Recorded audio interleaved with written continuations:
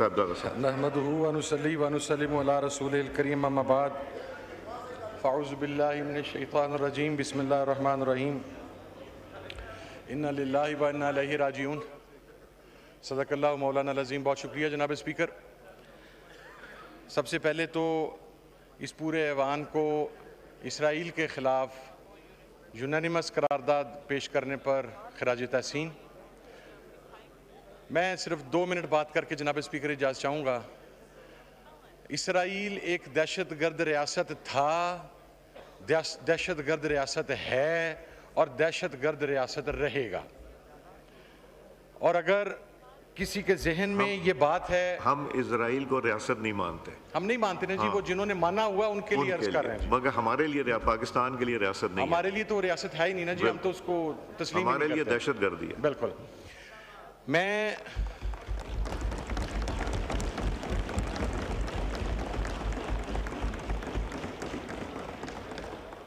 جناب اسپیکر، یہ جس دن سے اس بدماش کی کریشن ہوئی ہے، پوری دنیا کو پتہ ہے کہ 2 ممالک ہمیشہ اس کی ہٹ لسٹ پر ہیں، ایک ایران اور دوسرا پاکستان.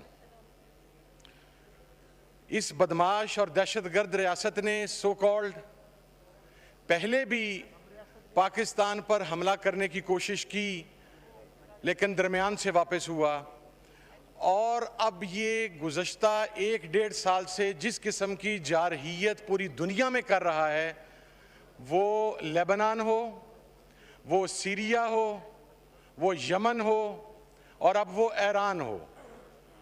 ہمیں ایک بات اپنے ذہن میں رکھنی چاہیے کہ یہ جو نتن یاہو ہے، یہ نریندر مودی کی طرح خدا نہ خواستہ پاکستان کے خلاف بھی کوئی حرکت کرنے کی کوشش کرے گا، کیونکہ جس سٹیٹ آف مائنڈ کے اندر وہ ہے.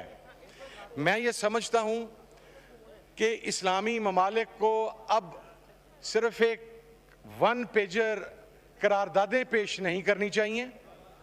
ایران پر حملہ ایک خود مختار اسلامی ملک کی داخلی سالمیت پر حملہ ہے، انٹرنیشنل لاز کی وائلیشن ہے، فنڈامنٹل رائٹس کی وائلیشن ہے، اور یہ حملہ کر کے اب اسرائیل نے ایک جواز فراہم کر دیا ہے تمام اسلامی ممالک کو کہ وہ اپنی تمام ایکٹیویٹیز کو پوسٹ پون کر کے دامے درمے سخنے ہر لحاظ کے ساتھ ایران کے ساتھ کھڑے ہوں، اور جو ظلم و ستم کا سلسلہ اس نے فلسطین میں جاری کیا ہوا تھا اس کے اوپر اب اس کو منطقی انجام تک پہنچایا جائے. میں جناب اسپیکر، ریسٹرین کی پالیسی، ریسٹرین اس جگہ پر ہوتا ہے جہاں پر 2 فریقین موجود ہوں جن کے اندر کوئی شعور موجود ہو. یہ تو جینوسائیڈ کر رہا ہے، یہ قتل عام کر رہا ہے سر عام پوری دنیا کے اندر مسلمانوں کا، انسانوں کا، اور اس معاملے پر کوئی ریسٹرین کی پالیسی نہیں ہونی چاہیے. میں تو اوپنلی یہ بات کہتا ہوں کہ ایران ریٹیلیٹ کرتے ہوئے اگر اسرائیل کو جواب دے گا، جو کہ ابھی تک کی اطلاعات کے مطابق دے رہا ہے، ہمیں اس جواب کو سپورٹ کرنا چاہیے اور ایران سے یہ پوچھنا چاہیے کہ اگر آپ کو کسی چیز کی ضرورت ہے، ہم کسی بھی حوالے سے آپ کے کسی کام آ سکتے ہیں، تو اس دہشت گرد کے خاتمے کے لیے ہمیں ان کا ساتھ دینا چاہیے. اور آخر میں یہ کہنا چاہتا ہوں کہ اس نتن یاہو کو انٹرنیشنل کورٹ آف جسٹس میں جا کے اس کو سزا دلوا کے جس قسم کا جینوسائیڈ اس نے کیا ہے، اسے دنیا میں کسی جگہ پر پھانسی دے کے اس کی لاش کو مہینوں پھندے کے ساتھ لٹکانا چاہیے تاکہ یہ دنیا کے لیے نشان عبرت بنے. بہت شکریہ. فضل چودھری صاحب.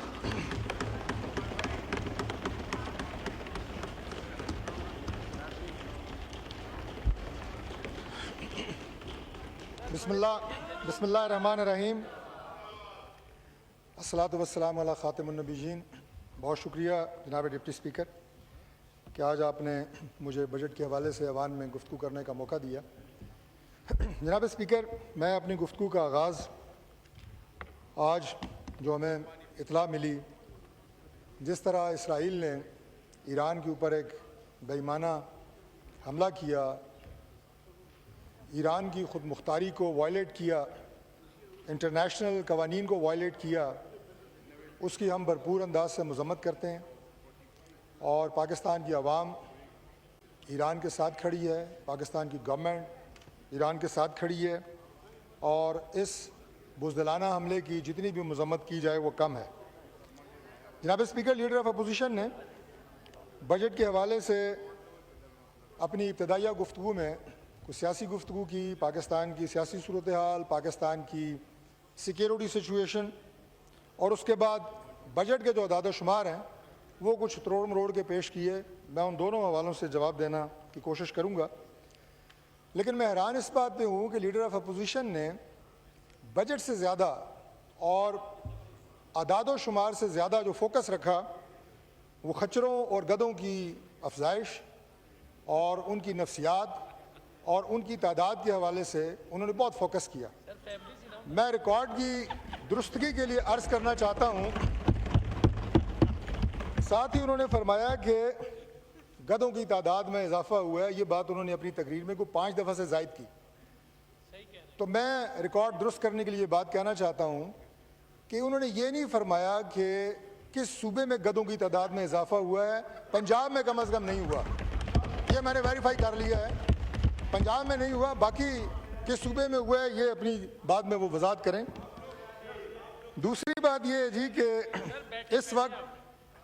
اس وقت جو ماحول پاکستان میں ہے اور جس صورتحال سے ہم گزر رہے ہیں، اپوزیشن لیڈر آپ بات سن لیں نا، تھوڑا آپ بھی برداشت کر لیں، کوئی نہیں ہم آپ 4 گھنٹے آپ کی تقریر سنی ہے، بولے آپ کنٹینیو کریں طارق فضل تھوڑا تسی بھی برداشت کر لو۔ اب 4 گھنٹے آپ کی تقریر سنی ہے یار، کیا نو کراس ٹاک۔ میں نے کہا 4 گھنٹے آپ چودھری صاحب نو کراس ٹاک آپ ایڈریس کریں۔